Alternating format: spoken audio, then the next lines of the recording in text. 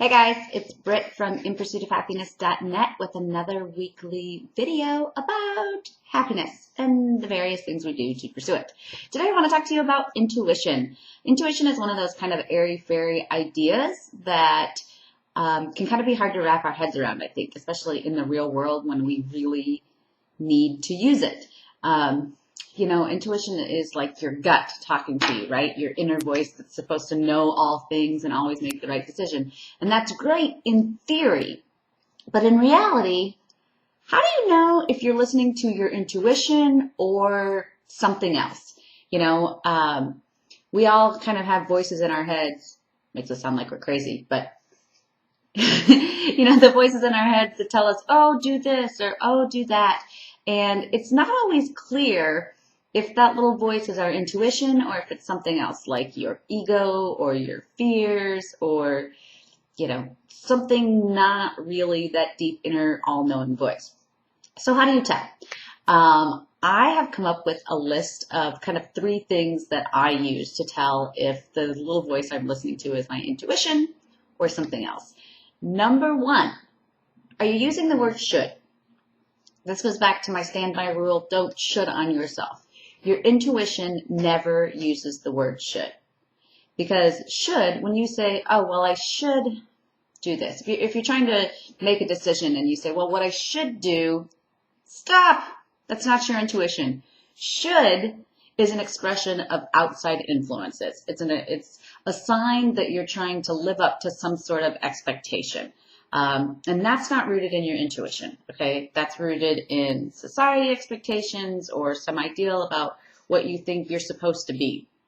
Now, that doesn't mean that whatever the suggestion is necessarily bad, but it does mean that what you're listening to, the thing that's motivating that decision is not the deepest part of you. It's not your inner voice, but it's some sort of outside expectation. So if you're using the word should, it's not your intuition.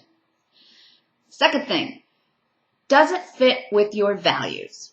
All right. If you've ever done any sort of value work and have sort of a list in your head of these are your top values, it's very easy to check and say, is this decision, is this option in line with my values?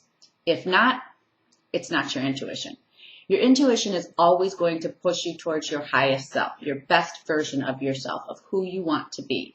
It's going to make you be brave. It's going to make you be kind. It's going to make you be good.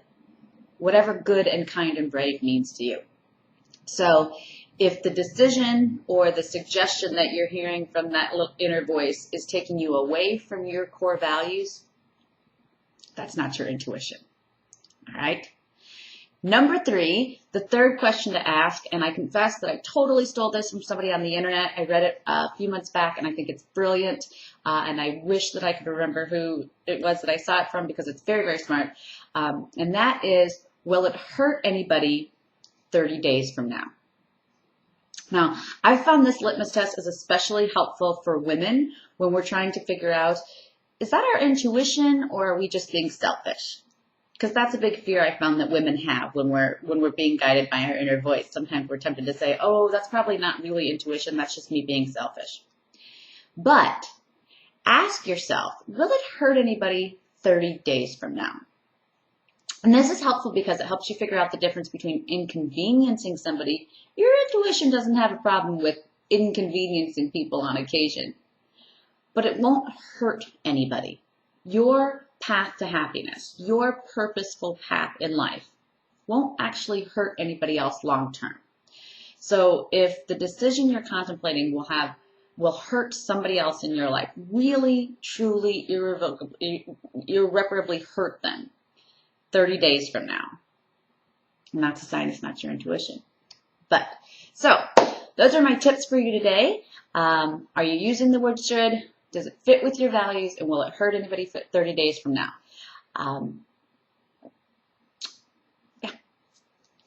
Those are my tips for you today to help you figure out if the little voice inside of your head is coming from your gut or someplace else. I hope that's helpful. If you have any questions or comments, I hope you'll leave them in the comments. I'd love to hear your feedback on listening to your intuition because it can be kind of an airy-fairy thing, I realize. If you like this video, subscribe to the channel so you'll get updated when I post another one. Thank you. Have a good week.